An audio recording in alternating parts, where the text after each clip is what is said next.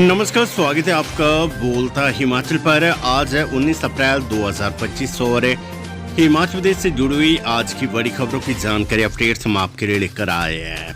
हमेशा की तरह आप इस वीडियो को लाइक कर दीजिएगा। चैनल पर नहीं जुड़े चैनल को आप सब्सक्राइब जरूर करें। पेश है आज की सबसे बड़ी खबरें।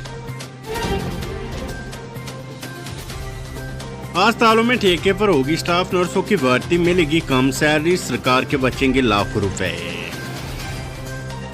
हिमाचल प्रदेश स्वास्थ्य एवं परिवार कल्याण विभाग स्टाफ नर्सों के पदों को आउटसोर्स यानी ठेके और कंपनियों के माध्यम से भरेगी।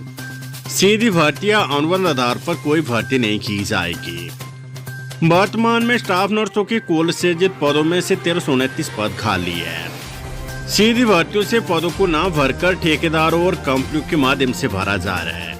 इन नियुक्तियों को लेकर कई बार सवाल खड़े किए गए हैं, जिनमें चयनितों को रोजगार दिए जाने के लगातार आरोप लग रहे हैं। विभाग कंपनियों और ठेकेदारों के माध्यम से भर्तियां कर रहे हैं। ठेकेदार और कंपनी के माध्यम से होने वाली भर्ती के आधार पर सरकार को अनुबंध आधार पर की जाने वाली नियुक्ति से 8,000 रुपये कम देने पड़ रहे हैं।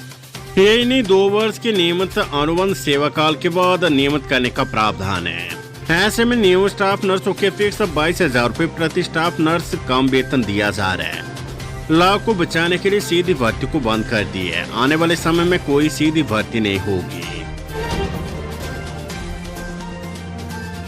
यूनिक आईडी से पहचाना जाएगा गोवंश, लगेगी माइक्रोचिप, ऑनलाइन होगी निगरानी। गोवंश की सुरक्षा को लेकर पशुपालन विभाग की गंभीरता के कारण अब पशुओं की निगरानी के लिए नई माइक्रोचिप लगेगी। उनकी सेहत के साथ खिलवाड़ करने वालों पर नकेल कसने और उनकी पड़ताल के लिए पशुपालन विभाग नई योजना पर काम कर रहा है। विभाग ने जिले में सभी पालतू पशुओं को माइक्रोचिप लगाने की योजना बनाई है। इससे बेसहारा पशुओं की बढ़ती समस्या पर अंकुश लगाया जा सकेगा। इस उद्देश्य के लिए निदेशालय को बजट का प्रस्ताव भी भेजा है। योजना के अंतर्गत पशुओं में एक विशेष माइक्रोचिप लगाई जाएगी। इससे पशु का पूरा विवरण, मालिक का नाम, पता सहित अन्य आवश्यक जानकारी दर्ज होगी। इससे जहां एक और पशुओं की पहचान आसानी से होगी, वहीं दूसरी ओर कोई भी व्यक्ति अपने पशु को सड़कों पर लावारिस छोड़ने से पहले कई बार सोचेगा। हिमाचल प्रदेश में कर्मचारियों की सेवानिवृत्ति आयु 59 वर्ष करने की तैयारियां। हिमाचल में सरकार कर्मचारियों की सेवानिवृत्ति की आयु 58 से बढ़ाकर 59 वर्ष कर सकती है। इसको लेकर सरकार सभी पहलू को खंगालने में जुटी हुई है। इसके पीछे सबसे बड़ा तर्क ये दिया जा रहा है कि ऐसा किए जाने से सेवानिवृत्ति के बाद जो कर्मचारियों की देनदारी है उससे कुछ समय के लिए बचा जा सकता है। सूत्रों के अनुसार मुख्यमंत्री सुखविंदर सिंह सुक्खू ने उप मुख्यमंत्री मुकेश अग्निहोत्री की अध्यक्षता में जो रिसोर्स मोबाइलाइजेशन कमेटी गठित की है, उसने भी अपनी रिपोर्ट में सेवानिवृत्ति की उम्र बढ़ाने को लेकर सिफारिश की है। ऐसे में अब सरकार को इस पर आगामी फैसला लेना है। इससे पहले सरकार ये भी आकलन कर रही है कि सेवानिवृत्ति आयु सीमा बढ़ाने से नए रोजगार पर ज्यादा असर न पड़े। सरकारी स्कूलों में जीन्स, टी शर्ट और चटक रंग के कपड़े में नहीं आ सकेंगे शिक्षक, निर्देश जारी। हिमाचल प्रदेश के सरकारी स्कूलों में शिक्षकों के जीन्स, टी शर्ट, चटक रंग वाली और फैशनेबल पोशाक तथा भारी गहने पहनने पर रोक लगा दी गई है। शिक्षा विभाग ने स्वैच्छिक ड्रेस कोड संबंधी परामर्श में निर्देश जारी किए है। हालांकि विभाग ने शिक्षकों के लिए कोई भी ड्रेस कोड लागू नहीं किया है।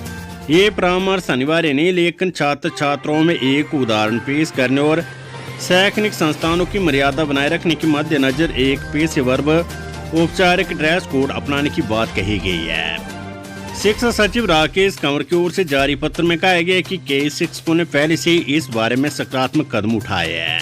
कई शिक्षकों ने स्वेच्छापूर्ण व गरिमापूर्ण एक समान पोशाक अपनाई है, जो दूसरों के लिए एक सराहनीय उदाहरण है। शिक्षा सचिव की ओर से जारी सलाह में कहा गया कि शिक्षक छात्रों के लिए रोल मॉडल होते हैं। उनके तौर तरीके और ड्रेसिंग स्टाइल युवा दिमाग पर एक स्थायी छाप छोड़ती है। ये भी सिफारिश की है कि गैर शिक्षण कर्मचारियों को पेशेवर पोशाक के मानकों का पालन करने के लिए प्रोत्साहित किया जाना चाहिए। ड्रेस कोड के कार्यान्वयन को व्यक्तिगत स्कूल अधिकारियों के विवेक पर छोड़ दिया गया है। हिमाचल प्रदेश के 7 कॉलेज बंद, 10 से कम छात्र संख्या वाले वरिष्ठ माध्यमिक स्कूल होंगे मर्ज। हिमाचल के जीरो इनरोलमेंट वाले 7 कॉलेजों को बंद करने के निर्देश दिए गए हैं। इनमें से कई कॉलेज बीते कई वर्षों से नॉन फंक्शनल थे। इनमें जियोरी, पबाबो, बसदेड़ा, काजा, टोनी देवी और गलोड़ कॉलेज शामिल है। बीते वीरवार को हुई बैठक में मुख्यमंत्री ने निर्देश दिए हैं। इस दौरान 10 से कम छात्र संख्या वाले वरिष्ठ माध्यमिक स्कूलों को भी मर्ज करने का फैसला लिया गया है। गौरव की सरकार ने 100 से कम छात्र संख्या वाले कॉलेजों को भी मर्ज करने का फैसला लिया है, जिसकी प्रक्रिया अगले महीने से शुरू हो सकती है। हालांकि अभी कॉलेजों में परीक्षाएं चल रही है। ऐसे में सरकार परीक्षाएं समाप्त होने के बाद ये प्रक्रिया शुरू करेगी। मुख्यमंत्री सुक्खू की आम जनता को सौगात, 5 जिलों में खुलेगी पब्लिक हेल्थ लैब। मुख्यमंत्री सुखविंदर सिंह सुक्खू ने आम जनता के स्वास्थ्य पर फोकस करते हुए 2 और बड़ी योजनाओं को अमली जामा पहनाने के निर्देश दिए हैं। लोगों को सर्वसुलभ और गुणवत्तापूर्ण स्वास्थ्य सेवाएं प्रदान करने के लिए स्वास्थ्य अधोसंरचना सुदृढ़ की जाएगी। इस दिशा में सरकार ने पहला कदम उठाते हुए राज्य में 2 क्रिटिकल केयर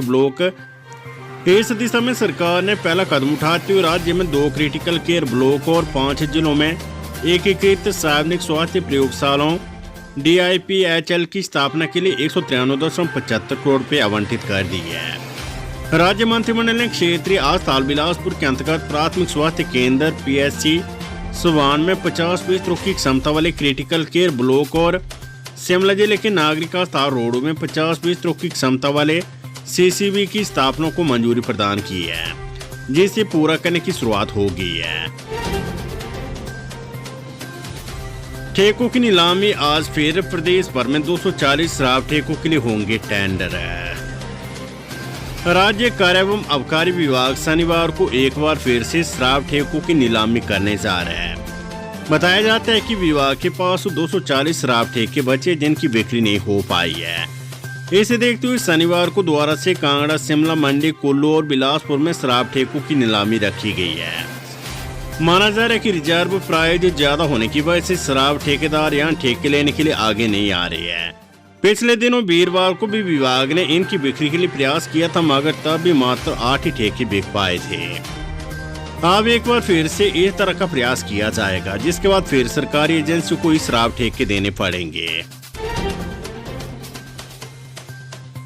नेशनल हाईवे बंद करने पर मां बेटा गिरफ्तार, पुलिस ने दोनों को SDM कोर्ट में किया पेश, अदालत ने घर भेजे। शिमला धर्मशाला NH पर मंगरोट में हाईवे को बंद करने को लेकर मां और बेटा गिरफ्तार हुए हैं। हालांकि पुलिस की ओर से SDM सदर कोर्ट में इन दोनों को पेश किया गया और बाद में उन्हें घर भेज दिया गया है। साथ ही 4 सप्ताह में प्रशासन की ओर से नेशनल हाईवे की इस विवादित भूमि की तकसीम करवाने का भी आश्वासन दिया गया है।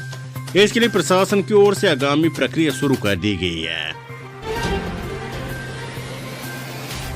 प्रदेश के 72 पुस्तकालयों को किया जाएगा पुरस्कृत, मिलेगी स्पेशल ग्रांट। हिमाचल शिक्षा विभाग ने हिमाचल प्रदेश के सरकारी स्कूलों में जीवंत पुस्तकालयों की स्थापना, विकास, रखरखाव और उपयोग के लिए व्यापक दिशा निर्देश जारी की है। इसके तहत स्कूलों में 72 और अपग्रेड पुस्तकालय बनाने को कहा गया है। इस दौरान विभाग ने स्पष्ट किया कि प्रदेश के सर्वश्रेष्ठ पुस्तकालय को स्पेशल ग्रांट से पुरस्कृत किया जाएगा और इस ओर बेहतर कार्य करने वाले सर्वश्रेष्ठ शिक्षकों और सर्वश्रेष्ठ छात्रों को हर वर्ष क्लस्टर, ब्लॉक, जिला और राज्य स्तर पर सम्मानित किया जाएगा तथा उनके अनुभवों का दस्तावेजीकरण कर उन्हें साझा किया जाएगा। पुरस्कार योजना के तहत स्कूल पुरस्कार के लिए आवेदन करेंगे। डाइट की एक टीम द्वारा मूल्यांकन किया जाएगा। इस योजना का उद्देश्य पुस्तकालय को सक्रिय करने और उन्हें जीवंत संस्थान बनाना है। Weather update. हिमाचल में आफ्त भरे रहेंगे 24 घंटे, तूफान के साथ बारिश और ओलावृष्टि की संभावना। हिमाचल प्रदेश में अगले 24 घंटे भारी रहने वाले हैं। इसके लिए मौसम विभाग सहित राज्य आपदा प्रबंधन प्राधिकरण ने भारी बारिश और ओलावृष्टि सहित 70 किलोमीटर प्रति घंटा की रफ्तार से तेज हवाएं चलने का ऑरेंज अलर्ट जारी करते हुए एडवाइजरी भी जारी की है। इसका अधिक असर शनिवार को रहेगा, क्योंकि शुक्रवार मध्य रात्रि से मौसम करवट बदलेगा। लाहौल स्पीति जिला में 21 अप्रैल की सुबह तक मध्यम से भारी बर्फबारी होने की संभावनाएं हैं। वहीं चंबा, कांगड़ा, कुल्लू, मंडी, सोलन, सिरमौर और शिमला जिलों में शनिवार मध्य रात्रि तक अलग अलग स्थानों में ओलावृष्टि होने का ऑरेंज अलर्ट जारी किया गया है। चंबा, कांगड़ा, कुल्लू जिलों के उत्तरी भागों में 19 अप्रैल की मध्य रात्रि और मंडी जिला में 19 अप्रैल को अलग अलग स्थानों पर भारी बारिश होने के आसार है। चंबा, कांगड़ा, कुल्लू, मंडी, सोलन, सिरमौर और शिमला जिलों में अलग अलग स्थानों में 19 अप्रैल की मध्य रात्रि तक बिजली और तेज हवाओं के साथ 70 किलोमीटर प्रति घंटा की रफ्तार से तेज हवाएं चलेगी। तूफान आने की भी संभावनाएं हैं, जबकि 20 अप्रैल को 50 किलोमीटर प्रति घंटे की रफ्तार से तूफान आएगा। तूफान ओलावृष्टि से सेब की फसल को हुए नुकसान का होगा आंकलन, उत्पादन घटने का अंदेशा। तूफान और ओलावृष्टि से हिमाचल में सेब की फसल को भारी नुकसान हुआ है। प्रदेश सरकार ने राजस्व विभाग को सेब को हुए नुकसान का आंकलन करने के निर्देश दिए हैं। राजस्व मंत्री जगत सिंह नेगी ने राजस्व विभाग को इस बाबत निर्देश जारी कर दिए हैं। प्रदेश के 4 जिलों शिमला, किन्नौर, मंडी और कुल्लू में सेब की फसल को अधिक नुकसान हुआ है। 1 माह के भीतर जिला उपायुक्त सेब की फसल को हुए नुकसान का आंकलन कर सरकार को रिपोर्ट सौंपेंगे। 10वीं और 12वीं में इस बार पास प्रतिशतता बढ़ने की संभावना, स्टेप वाइज होगी मार्किंग। हिमाचल प्रदेश स्कूल शिक्षा बोर्ड की ओर से मार्च में ली गई 10वीं और 12वीं की वार्षिक परीक्षाओं के परिणाम में इस बार पास प्रतिशतता ज्यादा होने की संभावना है। इसका कारण बोर्ड में इस बार से शुरू हुई स्टेप वाइज मार्किंग है। इस व्यवस्था में प्रश्न का थोड़ा सा उत्तर भी सही लिखने पर अभ्यर्थियों को कुछ अंक मिलते हैं। इसके चलते इस बार उम्मीद की जा रही कि अगले माह घोषित होने वाले परिणाम में पास प्रतिशतता ज्यादा होगी। मूल्यांकन कार्य में पहली बार स्टेप वाइज मार्किंग को शुरू किया गया है। डिग्री कॉलेजों में IT ऑडिट करना अनिवार्य, शिक्षा निदेशालय ने प्रिंसिपलों को जारी किए निर्देश। हिमाचल प्रदेश के सभी डिग्री कॉलेजों को अपने IT और तकनीकी अवसंरचना की तत्काल सुगमता ऑडिट करने का निर्देश दिया गया है। हिमाचल प्रदेश हाईकोर्ट में चल रहे कानूनी मामले के जवाब में उच्च शिक्षा निदेशालय ने सभी कॉलेज प्रिंसिपलों को इस बाबत निर्देश जारी किए हैं। शैक्षणिक संस्थानों में सभी कंप्यूटर सॉफ्टवेयर और हार्डवेयर प्रणालियों तक बाधा मुक्त पहुंच सुनिश्चित है या नहीं, इसका ऑडिट किया जाएगा।